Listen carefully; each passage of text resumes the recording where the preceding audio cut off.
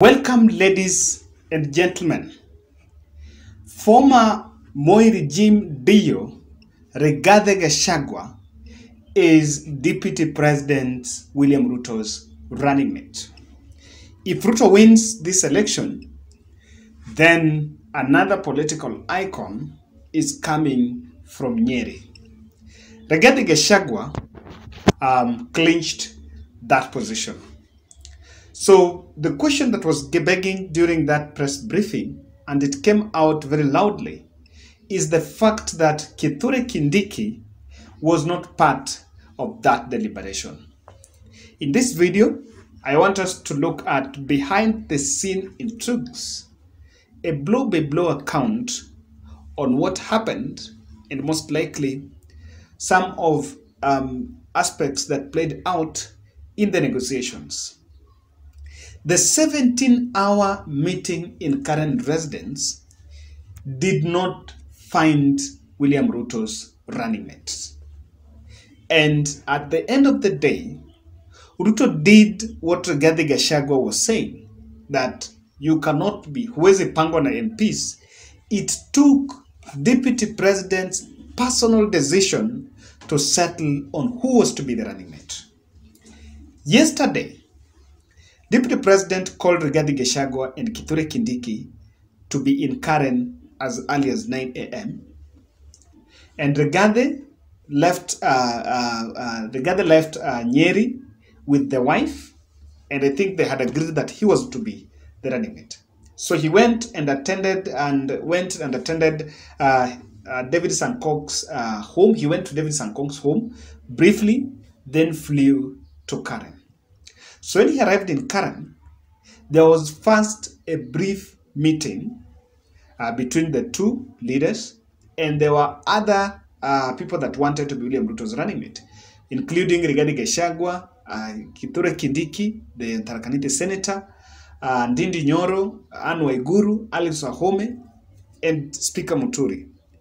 The list was narrowed to 2 people, and then a number of members of parliament that were there were subjected to universal suffrage, secret voting.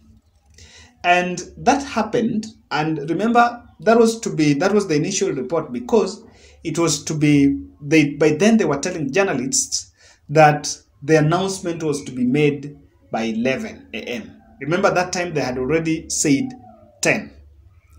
And I analyzed about this.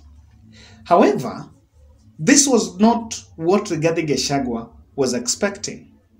And it is understood that in the first round of voting, Rigathi Gachagua lost. Now, after that, they agreed that, of course, they were not going then the voting way. So there was bit of that call for consensus. Now, the consensus did not yield fruit. So later on from 3 p.m., there was a lobby group from Nyeri that revealed what was happening in Karen. According to them, William Ruto, and this was just an allegation, that Kimani Ichung'wah was facilitated by a host of Kiambu mafias, or rather was facilitated with some funds, and bribed members of parliament so that they would vote against Rigathi Gachagua.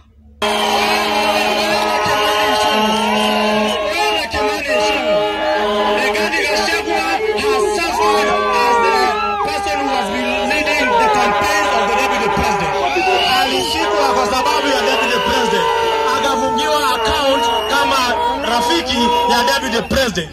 Sisi tumesimama na deputy president kidete. Leo uliamuka Karen na pesa na mangunia. Ukaenda ukahonga wabunge ati ndio wachague Profesa Kindiki. Unaambia deputy president adusikize vizuri sana. So I want us to fact check that statement a bit. If indeed there was something like that, then who do you think facilitated Kimani Ichung'wah? One, if he was given money, then most probably it's from William Ruto. And another question that begs is this. if William Ruto wanted to pick Kithure Kindiki, and he knew very well that the members of parliament are around him, do you think he has to pay his own members of parliament to follow his choice? That is the question that is coming. But if you remember my first analysis I did yesterday, I mentioned that the process of picking William Ruto as running mate was infiltrated. The other theory that you can also advance is this, that if there was a facilitation that was coordinated by Kimani Ichung'wah so that Rigathi Gachagua would lose at the voting, and if that facilitation, then it could be that Kiambu politicians had already decided that they didn't want Rigathi Gachagua to be the running mate. The other theory was that maybe it was facilitated by the deep state, but I don't think that will be stretching the speculation too far. So the question is this: if this was to happen, what exactly would force William Ruto to break ranks with Rigathi Gachagua? Because the truth of the matter, Kithure Kindiki joined Kenya Kwanza less than 5 months ago. And Rigathi Gachagua has been there for almost last 4 years. So this is someone that has been with Ruto, and there was that sense of he was really the best candidate for that position. So my observation on that allegation, that was already a coined narrative by Rigathi Gachagua in a scheme to blackmail Deputy President, after he realized that there were inside scheme for Deputy President to block his way to be the running mate. So that was, to me, that was a Rigathi Gachagua script. So yesterday evening, by the time Rigathi Gachagua and Kithure Kindiki were leaving William Ruto's residence in Karen, there was no agreement on who was to be the running mate. But let me just remind you a bit. There was an interview that was done by Citizen reporter while interviewing Kithure Kindiki's father. And Kithure Kindiki's father was saying that they held a night vigil that was on Friday night to pray for Kithure Kindiki to be picked, because they were fearing that it might not go their way. So the truth of the matter is this: the lobby for William Ruto to be picked running mate did not start on Saturday morning. The lobby started on Friday. And of course, there were already calls that were being made for William Ruto, for Rigathi Gachagua to be picked as the running mate. Deputy President William Ruto, after failing to agree because Rigathi Gachagua had lost in the elections, in the indoor voting, there was a perception that there was that failure of consensus between Rigathi and Kithure Kindiki. So William Ruto even tried, and it was reported by some newspapers in Kenya, that he mentioned that they wanted Rigathi to accept for Kindiki to be running mate. Then when they formed government, Rigathi Gachagua would take the interior security cabinet slot, and he refused. So I think what happened later on is that Ruto chased everyone else from the room, then made the decision himself. And in fact, the confrontation between Rigathi Gachagua and Kithure Kindiki is a damaging aspect in Kenya Kwanza.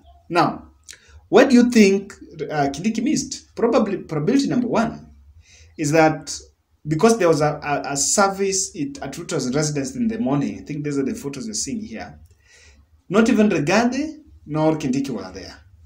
So probability number one is that Ruto made the decision and invited Kithure Kindiki, and he declined to come. That is probability number one. Now, number two is that Kithure Kindiki maybe was informed and he was at Karen but decided not to attend that unveiling ceremony. And to make it not really be an easy aspect is because you can see that in Tharaka Nithi there was a bit of a protest in the morning. If you look at this video here.